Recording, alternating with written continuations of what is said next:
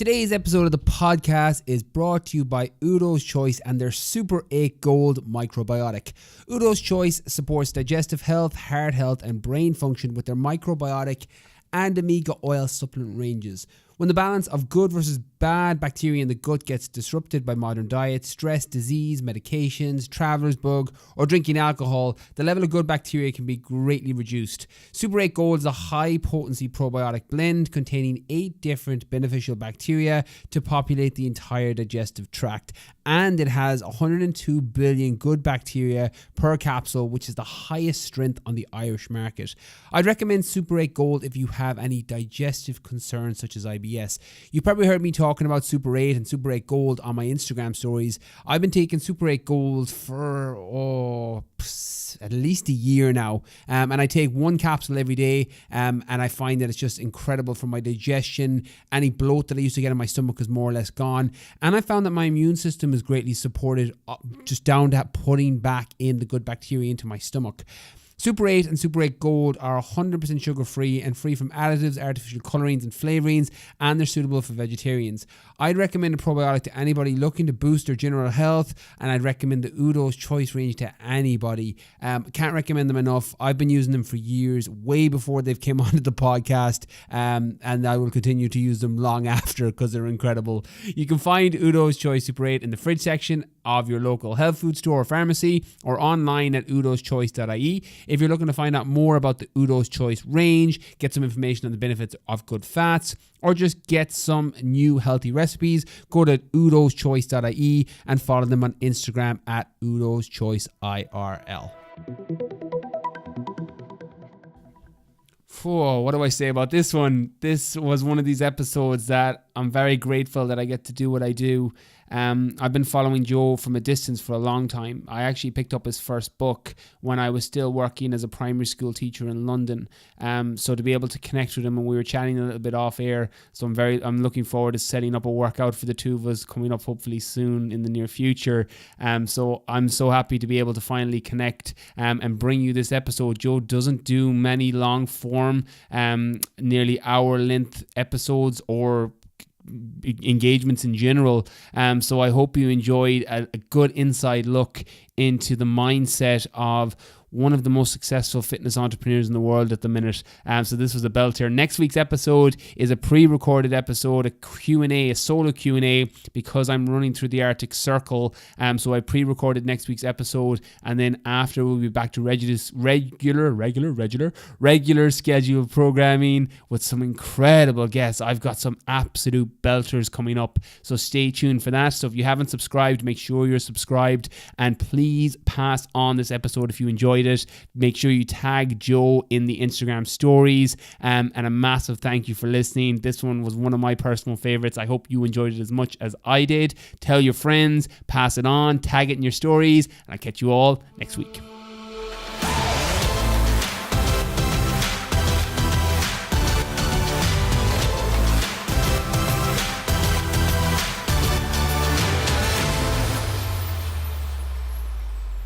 Hey everybody, welcome to another episode of the podcast. I'm so excited to be joined today by my guest, Joe Wicks, aka The Body Coach. Joe is a best-selling author of 7 fitness and cookbooks. His first published cookbook, Lean in 15-Minute Meals, was a best-selling book in 2015, having sold over 900,000 copies, and his new book, Veggie Lean in 15-Minute Veggie Meals with Workouts, officially came out in December. Joe is a man on a mission to rescue people from the awful dieting industry. By his own admission, he is sick and tired of people struggling on low-calorie diets and meal replacement shakes. His books, TV shows, and social media platforms educate people and give them the knowledge they need to get a lean, healthy, strong body without going hungry. His 90-day SSS plan has already worked for over 100,000 people all over the world, and that plan is designed to help people transform their lives and the way they see nutrition forever. I'm so excited to talk all things health and fitness with somebody I've personally been following and have been inspired by for years. Joe, welcome to the podcast. Hello, Brian. What a lovely introduction, mate. Really, really kind words. And I'm glad to have, you've reached out through Instagram. This is the power of social media. And I thought, you know what, I'll take the time. I'll put an hour aside, and I'm really glad that we're going to connect and hopefully just spread the message of, health and fitness. Yeah, we're going to get into your message later on, Joe, because it's something that has been inspiring me, and I always try and push my people across to you because of the way that you deliver your content. But for everybody listening, can you tell them a little bit more about yourself?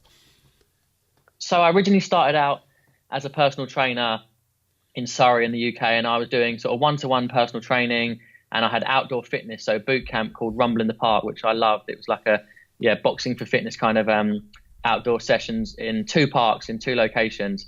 And when I started that out, as I said, I've talked about it a lot on my social media, I would turn up to the park and sometimes there'd be nobody there, or there'd be one person there, and you just had to keep, grinding away. And I think a lot of people see my Instagram, my channels, and think he's just, this overnight success, but it really is an 8-year journey that I've got to where I am today. And so I like sharing the story to inspire people like young trainers out there or people starting up a business, that there will be times when it's really difficult and you're not getting clients and you're not getting traction, but you have to persevere. You've got to keep going back, and things will build if you really believe in yourself and you keep going.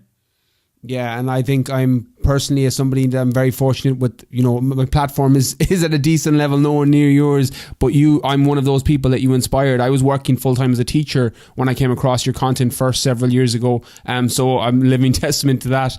What got you into fitness first then, Joe? What was your kind of background, your introduction into health and fitness in general? Well, originally I actually wanted to become a personal PE teacher. That was my kind of, I had a clear vision from university. I studied sports science at St Mary's in Twickenham, got my degree in sports science, and I thought I was going to just follow the normal path, go and do a year in a school, get graduate training program maybe going. And I worked as a teaching assistant for about 6 months, and I just realised I just wasn't cut out for it. I thought, this isn't what I'm truly passionate about. I think I don't want to commit to a career in this. So I thought, what is it I love? And I've always enjoyed exercise. I've always been to the gym and always kept fit as a young teenager. So I thought, right, I'll just go and do my personal training qualification and start getting involved in that. And it was a really quick process because I did a 6-week premier training qualification. And after that, I went and worked in a gym. I actually worked in the gym for about 3 months before I went freelance myself. And so that was where it stemmed. I've always had a passion with like fitness and getting people moving. And I just feel like I'm good at motivating people that really don't enjoy exercise. I have a way of kind of just inspiring them and getting them moving and then helping them adopt that into their lifestyle. Yeah, no, I agree that I think the HIIT approach and the not putting too much emphasis on calories overall and just focusing on nutrient dense foods is something that is a very low entry point to people, which is amazing because then they build on that. You mentioned there, I went to St Mary's myself. That's actually where I did my teaching degree, and it's where I came across you first years ago at this stage. When did you start putting out content on Instagram then? So I started on Instagram in 2014 with kind of like a few sort of recipe pictures. And then when I opened up video, that was when I really saw an opportunity to kind of share my personality a little bit more and get out there a bit more vocally and a bit silly and kind of, so sharing the recipes. And I had this idea in my flat. It was a 15-second video showing a healthy recipe that was going to take 15 minutes. And I called it Lean in 15.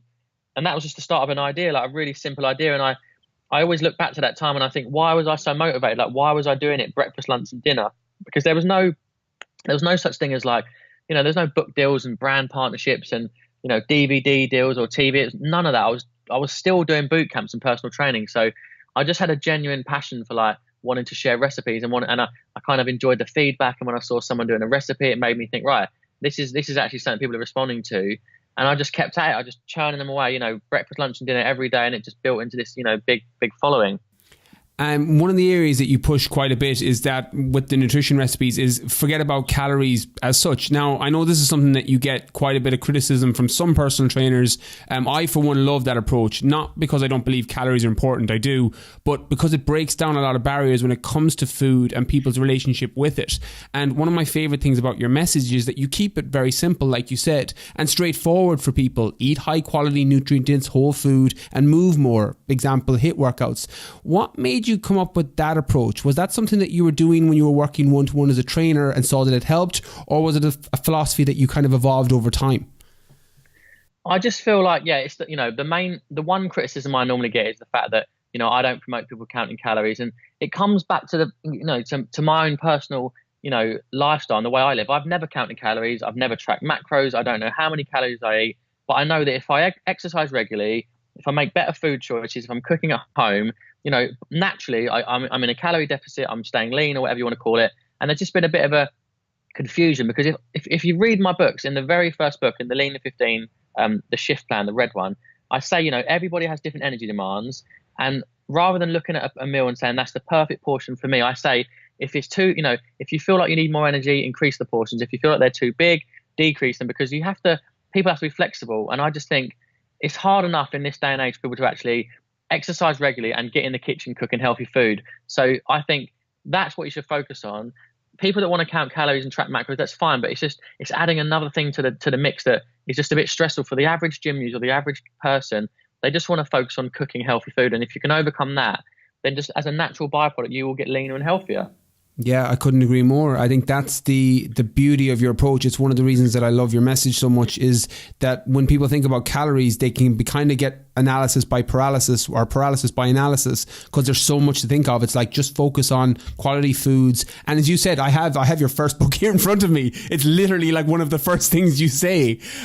What's about your own nutrition, Joe? How is that looking now? Because your schedule is crazy. I know you're weaning 15 at 8 p.m. You've got a live directly after this. You're coming and going from different places. What's your current nutrition look like yourself?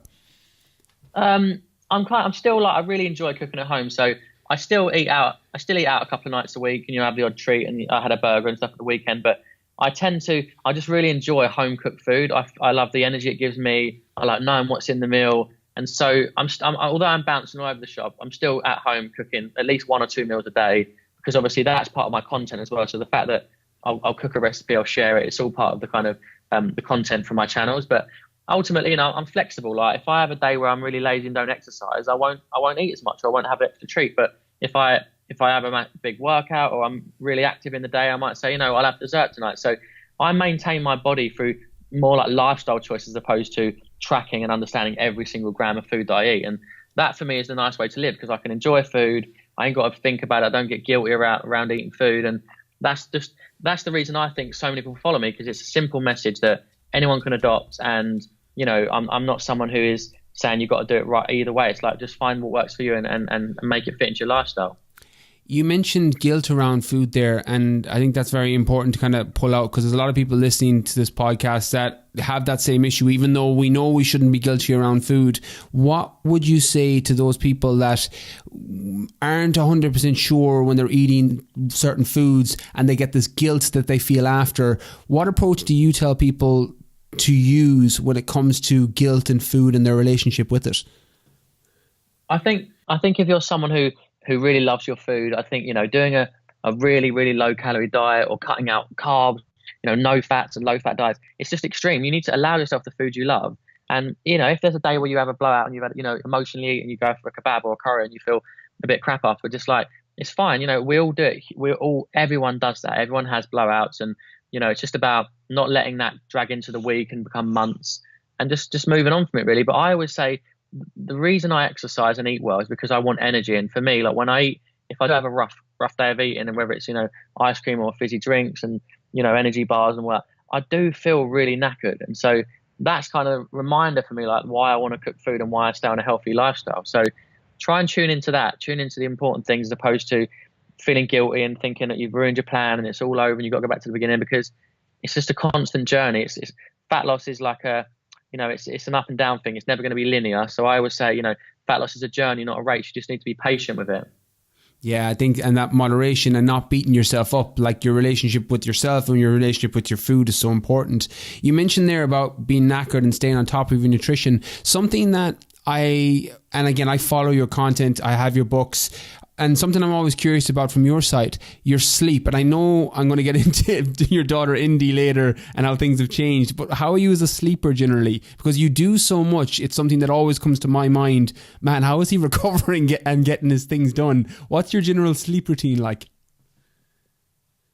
I try and I normally get like 7 or 8 hours sleep. It's been a bit different now with the baby. It's a bit broken and stuff, but I suppose from the outside, it looks like I just work non-stop, 24/7 all year round. But what I'm really good at having like intense months. So I'll do a really, really busy month. For example, January and February are really busy times for me. But in April, I'm taking a month off and I'm going to go back to LA and I'm going to travel a little bit of India and Rosie. So I'm really about lifestyle. I can't be someone who works 365 days a year flat out, because for me there's no balance, and I'll burn out pretty quickly doing that. So in terms of sleep, I go to bed about 11 o'clock and I normally get up about 7, half 7, depending on what I'm doing. If I've got like a day where I'm not doing much, I'll obviously have a little lay in. But because I've got the baby now, we're waking up a bit earlier. Yeah, your daughter Indy was born in July last year, and as a father myself, my daughter's 4 in May. How did things change for you since then? So personally, I know how time and sleep become luxuries for the first few months as a new parent, but how did you find the first 6 months of being a new dad? I think we got off quite easy in the first few months because she was really, really calm, really like slept right through the night. But now it's getting to a time, she was 6 months, I think she's starting to teething. So your whole pattern just gets thrown upside down, and you think you're going to sleep for like 7 hours a night, and then it's like it might be broken. So it's just you got to roll with it and be patient and not try and let it kind of stress you out, because, you know, she is going through different phases when she's growing, when she's hungrier, when she needs, you know, cuddle because she's teething. So I'm very patient with it, and I just love being around her. So I kind of focus on all the positives. I try not to think of it as this really like negative cloud, and it's like really difficult and tough, because the more you think that, the more it becomes that, I think. Yeah, again, whatever you focus on tends to expand. You're doing a new thing on social that I absolutely love, your Weaning15 hashtag. Can you tell everyone a little bit about that? So Weaning15 is the new hashtag because I'm obviously learning to wean Indy onto solid food. So it's kind of like a bit of a kind of anxious time where you're thinking, you know, this baby's just been having milk, and what do I give her, and is it the right food, and is she going to choke, and when can I move on, and what foods to mix and what she can't have. So I've partnered up with a really awesome, she's a child and infant nutritionist, so she specializes in child nutrition, because I wanted to get some advice on going through that journey, and I thought that it'd be really nice to share the journey online because I've got a lot of mums and dads following me who always ask me questions about what I'm feeding Indy, and so next year I'm going to actually put together a kind of a Weaning15 baby book aimed at babies and toddlers on just really nailing their nutrition in the first few months to get them, you know, eating vegetables and really developing their palate so that they grow up into really healthy little children. So yeah, that's my next project, 2020 Weaning15. That is incredible. I can't wait for that. That is something that's going to explode, because I know when my daughter was born, I would have picked that up. Like, it had been the first thing I would have picked up. We spoke it's fun. I'm enjoying the weaning. It's a messy old game because she doesn't eat much at first, but it's fun. It's just seeing them try new textures and, you know, new foods and combining things. But it is, you literally like have to get them, strip them down into their nap because there's food everywhere. That's so true. And tell me, with being a new dad, have you found that you're, in terms of time management, because you were obviously someone that's always been quite good, or at least in the last 8 years quite good with time management, have you had any kind of tools or tips or strategies that you've applied to make sure that you get everything done, that you're able to be home, you're able to get your workouts in, you're able to run the business, etc.? Any specific stuff you've been using time management wise that helps you stay on track or focused? Well, one of my proudest things, and I'm really, really grateful for, is the fact that I kind of can decide what I do in terms of owning my own time. So I can work really hard and do all the businessy stuff. I can also sit and relax and enjoy my family time. And so I'm just really good at it. If I do have a trip, like I really like taking Indy and Rosie with me. But again, it's just being flexible. I might not train every day at the same time, but I'll put Indy down for a nap, or I'll come home in the evening and do a workout. So I'm still trying to kind of be present, but also get my own sort of relaxation and fitness time. Because I do find when I exercise, I'm just a way better person. I'm more productive, and more just better company, and more patience. So for me, I can't ever stop exercising. I need to keep it in my life. So yeah, it's just about planning and organising your diary a little bit and taking time out to relax and not just hammering it every single day. Do you have anything that you use in order to stay on top of what you do every day? Do you have like a daily planner that you use, or an app that you use, or is it just something that you kind of keep in your head? What do you use in order to get everything done, personal life and business life?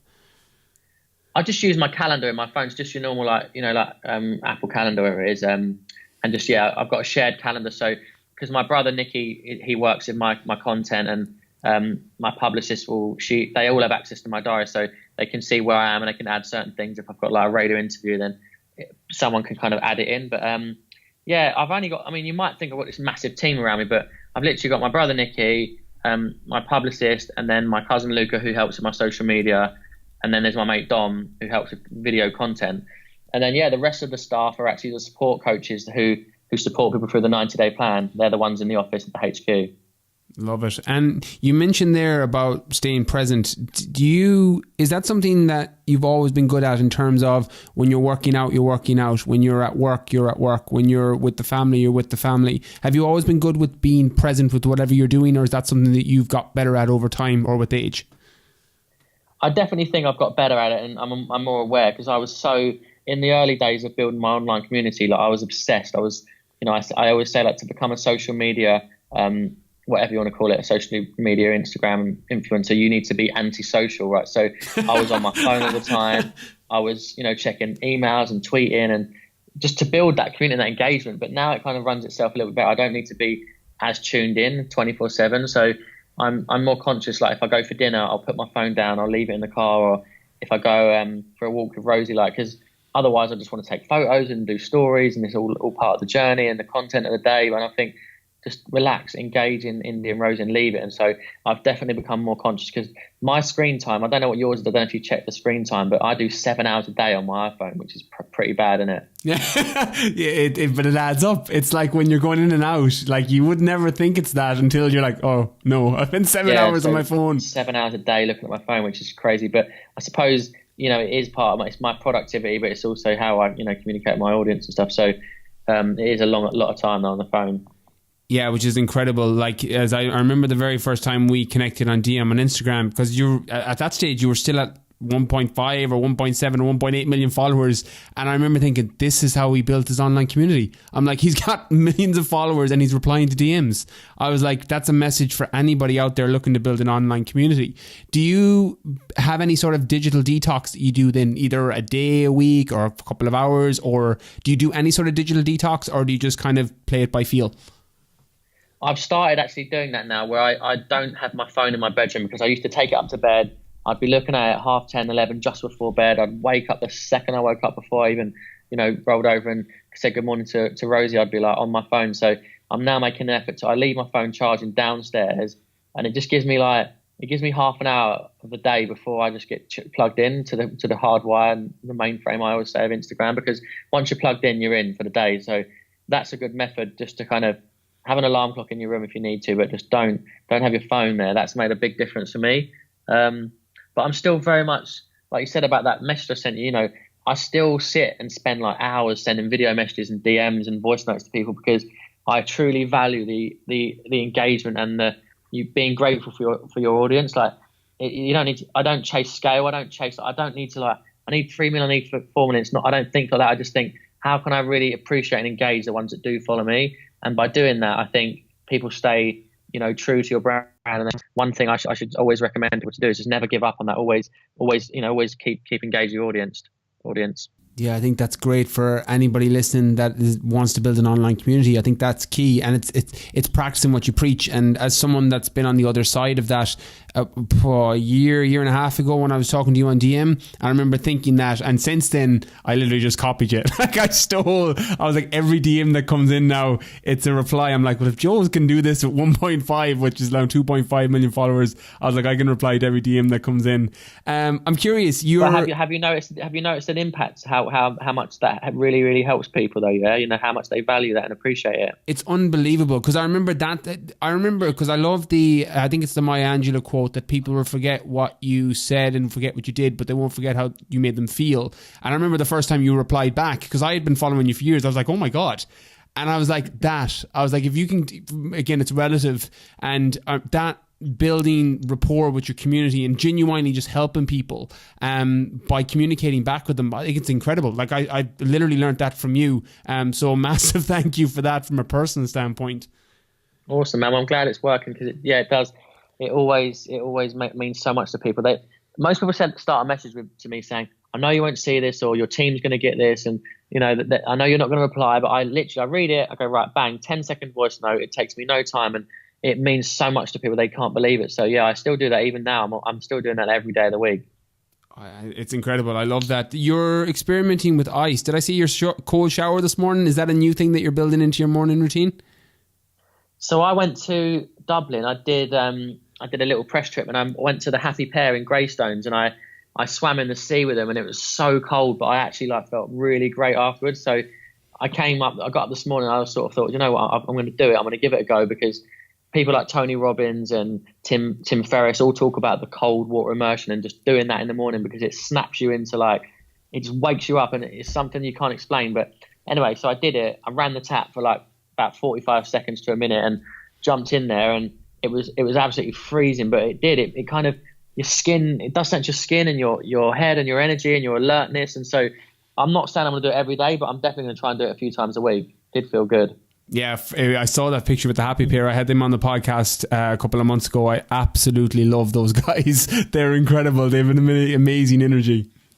Yeah, they're two of the nicest guys, and they're just as genuine as they are in real life, you know. And they've got that amazing community. Have you been to their cafe? Yeah, that's where we actually recorded the podcast in their cafe, and it's like the best place I've ever eaten. Like it's so just good. The happiest place. It's like the happiest place on earth.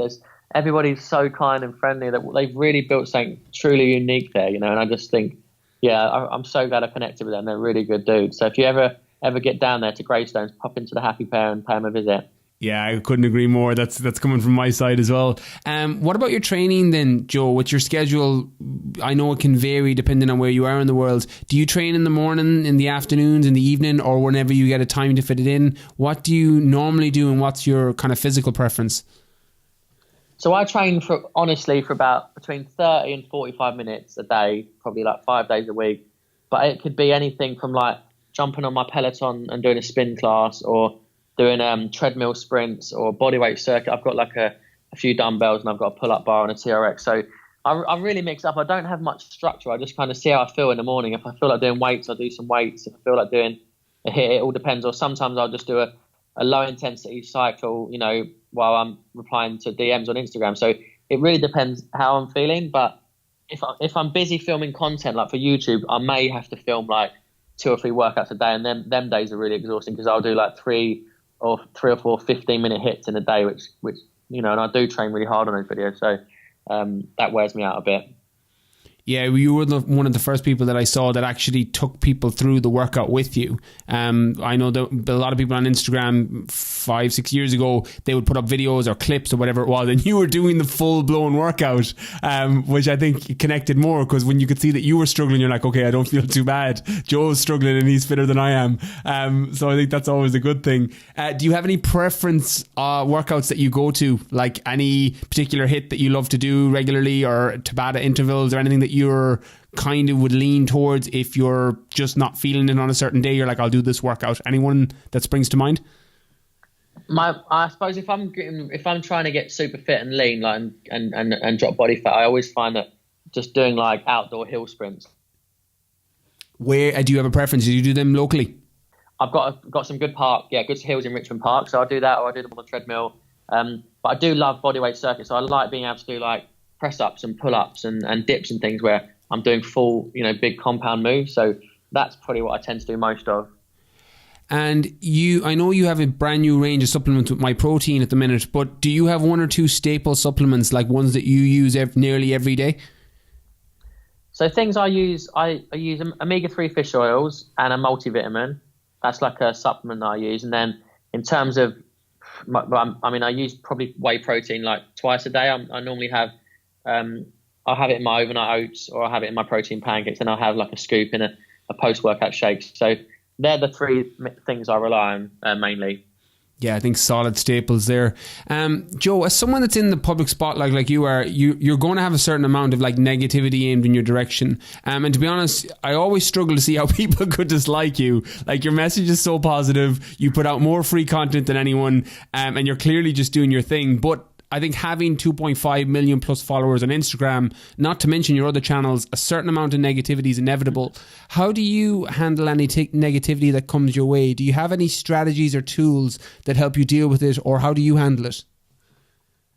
I used to take it personally. I used to get a bit upset and think it was, I didn't understand why, and I just thought, why can't people? Why? Because I think people either love me or hate me. They think that I've done really well and they're inspired and think, what a great dude, he smashed it, he's worked hard. And then there's the other side of it, and it's normally the fitness industry. You think he got lucky, he's an idiot, he's not scientifically backed, and all the kind of things around the calorie counting. But I do believe that majority of people don't need to be worrying about counting calories, and that's the reason I think I've got so many followers, because my message isn't about tracking and counting and getting all complicated and confusing with it. But you know, as I said, like, it used to kind of get to me, but now I know it's out there because I get tagged in it, and you know, I just think, well, I just kind of just look the other way, really, and I try and just focus on what I'm doing, and I really believe in positivity and being, you know, always focusing on the good in people. So I never respond, I never reply to it. I just kind of see it, I know it's there, and then I just sort of look away and just carry on with my mission, really.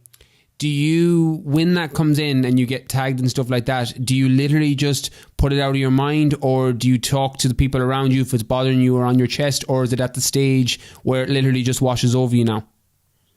Yeah, it doesn't affect me anymore because it's the same people saying the same stuff over again, and I kind of think, oh, all right, well, that's just your angle, and I just, like I said, yeah, I see it, and then I just think, no, I'm not going to let it get to me. I'm not going to kind of retaliate or reply, and that's the best way to do it, because I'm too positive to worry about it and to get into arguments with people. And like I said, if people read my books, they'd understand my mission and my philosophy, and they wouldn't start saying all this stuff about me. So I've been saying the same thing for the past 5 years. My mission, my philosophy hasn't changed. It's just people just take things out of context and, you know, want to make stories and Instagram posts about you. But like I said, I believe in my mission. I believe what I'm doing is the right thing, and I'm helping people get in shape. So I think it's way easier to just focus on that than sit there getting upset and, you know, in a negative headspace about people that don't like you, because not everyone's going to love you. I know that, you know. The same with TV chefs or, you know, people on in the media. No one's going to like everything you say. Yeah, I think, again, one of the messages my mum used to always tell me, that you're not everyone's cup of tea, but you're someone's shot of whiskey. And I think that really, really helps with dealing with any sort of negativity aimed in your direction. And it's relative. You know, there's people listening that, you know, don't have 2.5 million followers on Instagram, but they're dealing with negativity coming from somewhere. And was that a learned approach then, Joe, where you learned to kind of ignore it? Or was it from experience that you were engaging in back and forth with people when you were coming up and then realised, right, I'm done, I'm ignoring it now? Or was that something that you've done all the way through, where you just kind of turn the other cheek with it? Yeah, I've never engaged in any kind of, because the majority of the sentiment on my channels is positive, you know, because it's people that really love what you're doing, and, you know, they'll be following because they've chosen to follow you. But for example, when I did a TV show, like, people, like, they're not looking for you, and they don't necessarily want to see you. So that's when you start getting, you know, mean tweets and stuff. But I just laugh at it. Most of it's, I want people to be inspired by me, and whenever I look at someone who's done really well, like whether it's an entrepreneur or someone who's successful, I always just think, how have they done that, and how can I do more of that? How can I model myself on some of the things they've done? So I think when people attack me, I think they're really inspired by what I've done, but it manifests, and they think, I'd like to do that, you know, and I'd like to achieve what he's achieved. So it's just about reframing your mindset and actually taking it and seeing it as a positive, and not not hating on people, because it won't get you anywhere. Yeah, you mentioned the successful people that, you know, that the way that you see it and you're inspired and look up to them. Is there any people that come to mind that you follow or look up to, that when you think of the word successful, their face or name comes to mind? Yeah, I love a success story. Like, I listen to a lot of podcasts around entrepreneurs and, you know, success stories, and I get inspired by people like Gary Vee and Tony Robbins and Tim Ferriss and, you know, Joe Rogan or The Rock, just people that are like positive and just kind of putting out a good message and stuff. But ultimately, you know, there's people all around that are inspiring. But in terms of the fitness industry, people can be quite, you know, negative and attacking each other. And I always just say, like, if you stick together and you collaborate, you'll get a lot further. And I'm very much a collaborative person. So I'd rather people say to me, oh, like you, I'm collaborating with you because I see the positive in it. I see this as a positive thing. Like, you've got a nice message, you're a positive guy, and we have a good conversation going. And I think people should reach out, you know, rather than attack you, because you'd get much further in your business and your career if you did that. Oh yeah, I think that's for anybody listening. I think that's if you take nothing home from the message in terms of growing your, say, personal brand or whatever it is you're trying to do, spread the message to make the world a little bit better because you're here. Collaborating is the way to do it. And because anyone that has a positive message, it's, you know, for the two people that don't know who you are listening to this, I'm like, go follow Joe's stuff. Like, if you're not one of the 2.5 million, go follow his stuff. Like, it's amazing message, great content. And as I said, honestly, I have always struggled to see the negativity in your direction, but people doing better than you never tend to look back and aim any hate. It's always people looking up, and there's some form of projection going on there, I'm sure. You mentioned podcasts there. Am I right in saying that 3 or 4 you're subscribed to is Joe Rogan, Gary Vee, Tim Ferriss? Yeah, and I really there's a podcast I listen to called How I Built This, which is about, it's like entrepreneurs, so people from like startups to big companies like Uber and Airbnb and stuff. It's a really good podcast. If you're someone who's studying business, so he's into business or just learning about, success stories that have come from nothing, check it out. It's called How I Built This. You'll love it. Absolutely love that podcast. That was one recommended by the Happy Pair as well the day they were on, actually. Yeah, it's brilliant. Would I be right in saying then, if you listen to podcasts, do you consume audiobooks? Would that be a way you would consume, or do you physically read? What's your favourite way of consuming, say, books or information like that? I wish I read more, really. I really do. I wish I sat and read more. I do. When I'm on holiday, I always take a book. I like reading autobiographies. So the last book I read was the Bruce Springsteen autobiography, and I read Andre Agassi. He's got a great autobiography as well. So just different kind of athletes and sports people or businessmen. But I'm not. I just wish I did more. I'm quite busy, so I never really sit down to read. But I should try out audiobooks, because a lot of people say that's quite a good way of consuming books nowadays. Yeah, particularly I think if you listen to podcasts, it's nice. It's quite an easy transition. I get through 2-3 audiobooks a week because of you either listen to it during cardio or runs or commuting or cooking food. And each book's about 6 or 7 hours. So you're getting through a couple a week by just killing dead time. You don't have much dead time, but the dead time that you might have in terms of workouts, etc. It's a really effective way. I'd highly recommend it. Yeah, definitely. I'll get on that. With that being said, you mentioned autobiographies there and sports people. What way do you consume information then, in terms of, you're clearly someone that's so intelligent and smart in what you're doing. How do you consume information? Is it by literally just passively following business people and sports people and then taking their message? Or do you watch a lot of YouTube videos, or do you consume like an ungodly amount of podcasts? How do you consume information to consistently keep moving your knowledge forward in all the areas of your life?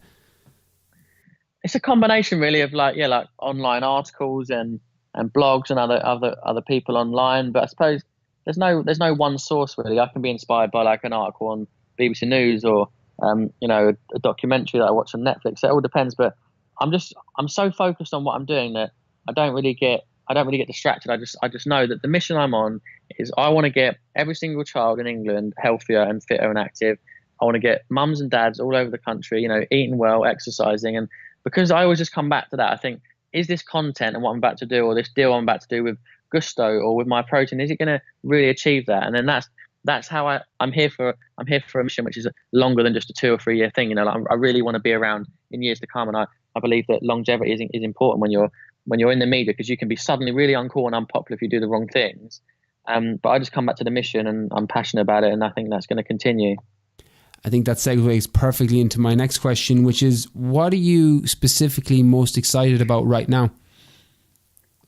The thing I'm most excited about is the kind of the project I'm working on with schools, which is I've been doing these live workouts called Schools Fitness Week on YouTube, where I do a live workout and I stream it to all the schools, live schools all around the country, and people in Dubai and Scandinavia and Ireland all take part. And so that is the next thing for me. I want to keep pushing that and growing that, and I'm hoping that it potentially could become a TV show, but if it doesn't, I'll still continue to do the online thing, because I just think we need to really, really get our kids exercising. The obesity thing and the mental health thing that's coming around, children exercising less and being so attached to our devices, that someone's got to disrupt that and try and make a difference, because if a child doesn't exercise when they're a kid or a teenager, they're going to be a sedentary adult. It's very difficult to get them into it later on in life.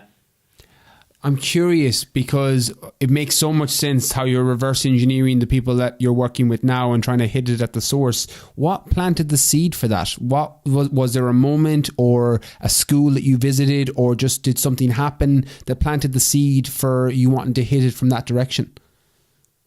I went back to visit my old primary school just to test it, to see if kids would respond well, and if the children would like to exercise, and how they'd react to a workout in their school hall. And I just thought it was amazing. I just realized that, and the anecdotal evidence we got from people saying that their children were more productive and more focused and more alert, that I believe that exercise makes a child smarter. Like, I truly believe that, because for me, if I hadn't exercised as a kid, I was very distracted. I wasn't very good academically, but I always used fitness and PE as a subject, which super motivating. And I was really, really, it just kept me kind of grounded and alert, and kept me as a better student, I think. So, yeah, I just think I've got an opportunity to reach children, and no one else is doing it, or no one else is doing it on a scale that I can do it. So I should give it a go and see if I can make an impact. Oh, that's my legacy. I think in 20 years or 10 years time, you'll say, you won't remember how many books are sold or how many online plans are sold. You'll say, that Joe Wicks, that's the guy that got all our, the kids of England exercised and got them all fit. And that's what I want really want to be remembered for.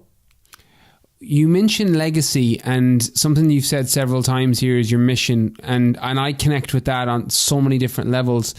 Was that personality type, that ambition, something that you've always had, or is it something that's grown over the years as your profile has increased? Or have you always known that you were meant for more and that you had a mission to make the world better because you were here?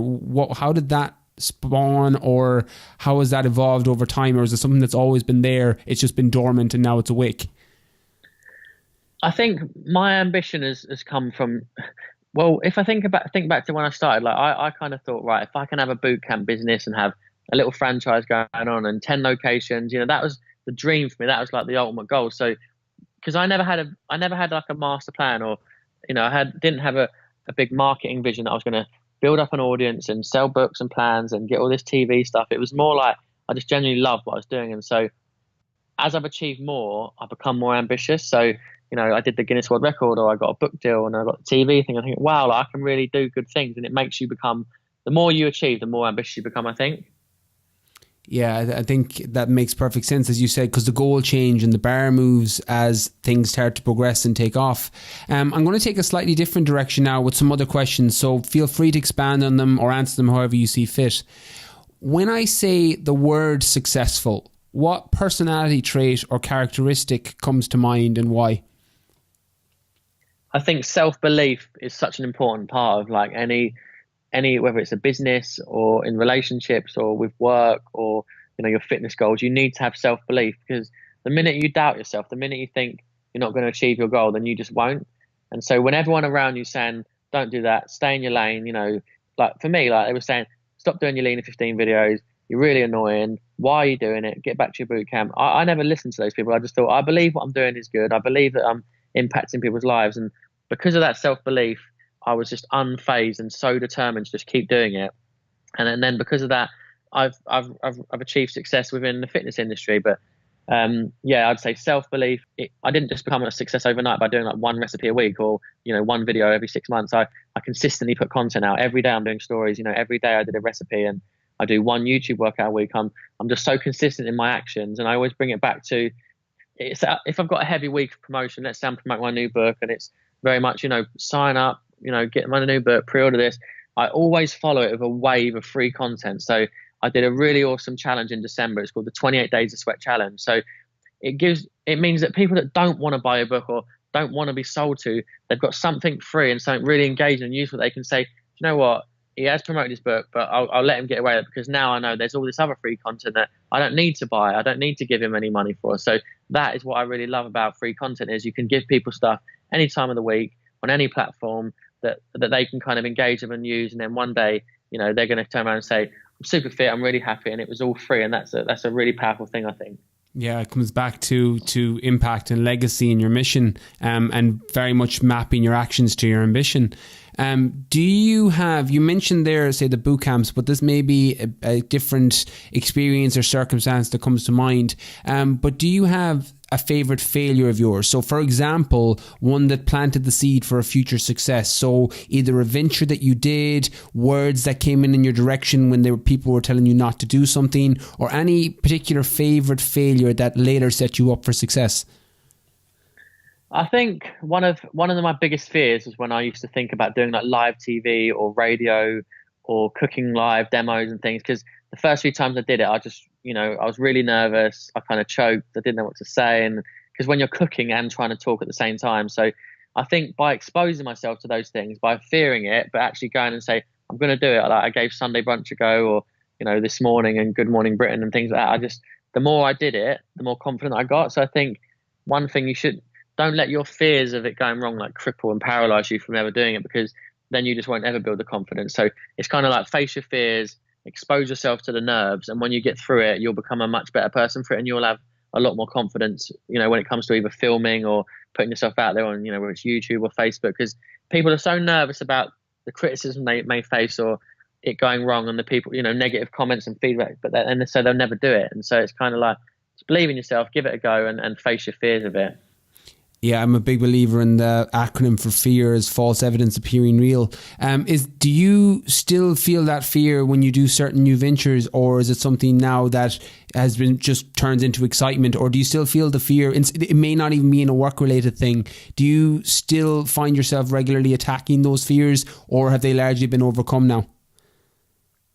I suppose everything I do, I want to be a success. So, the thing with my protein, I really want it to be a success, but I also know that's a long-term partnership that might take years to build. And the thing with Gusto, I'm doing these recipe boxes of Gusto. Of course, I'm like, how are my audience going to respond? Because, people don't like you doing too well. They like you doing well, but they don't like you doing, brand deals or, opportunities to build other companies, because people just don't like seeing it. So they'll call you a sellout. But, what people don't know is I had a really big deal with a supermarket, which I turned down because the products they wanted to release were like ready meals and, fast food, convenience food, and microwave dinners. And so I walked away from that deal because it wasn't part of my mission. I've been telling people for 5 years, like, guys, you can cook, you can get in the kitchen. And so Gusto is a completely different offering because you still get to cook a recipe. They just deliver you the recipe card and the ingredients. So I kind of made that decision, and I'm so glad because the response has been great. And I truly believe that, Gusto and like the recipe boxes is such a great solution for people that are busy. And I'm really proud that I made that decision, because I walked away from a deal which obviously would have been lucrative, but it would not have worked. It would not have been the right decision. And it was going against everything I've been saying for the past 5 years. Yeah, you mentioned Gusto there and your My Protein deal, etc. You obviously have so many opportunities coming your way. What's your filtering process for deciding who you work with or what companies you connect yourself with? What's your main kind of filtering process for deciding who it is that you affiliate with or associate with? It just has to be part of the mission. It's just, if I think, is this something that people I genuinely believe in and people it's going to help them get healthier or fitter? And I've been using My Protein for years. I've been an affiliate with them for ages, so I've always had it on the plan. But that we actually set up a new brand together, so it's the Body Coach range. And I'm not saying that I don't think you should have supplements all day, every day, and replace food. But having a bit of whey protein in your shake or your oats and your pancakes is fine. It's like it's a good thing to have as a little extra supplement. So I believe these things will help, like to health and fitness. But then the Gusto thing is a good example of families are busier. We don't have time to cook. It's stressful. And so you can get a really awesome box of food delivered to your door and it's going to get you cooking healthier. I have no doubt in my mind. The day I announced that, I'm proud of it. I believe in it. And so it's easy for me to do. If I had gone into the supermarket and said, hey guys, I've got these new ready meals, lean in 15 microwave dinners, I would have died inside. I would have been so upset. And so I didn't do it. You know what I mean? And I don't regret it. I'm not ever going to look back and regret that decision. And I'm more proud of the things that I've actually turned down than the things that I've done. Do you know what I mean? I've so much money flying around with these brand deals. It's a joke. There's companies willing to throw money for you to sponsor all these products. And I say no all the time. Honestly, hundreds of thousands of pounds a year I turn down. Yeah, that's not surprising. When you mention your mission so much, and I can see it from your content that you put out, that's obviously your North Star and your driving force. And you mentioned something there that I just want to pull out for everybody listening.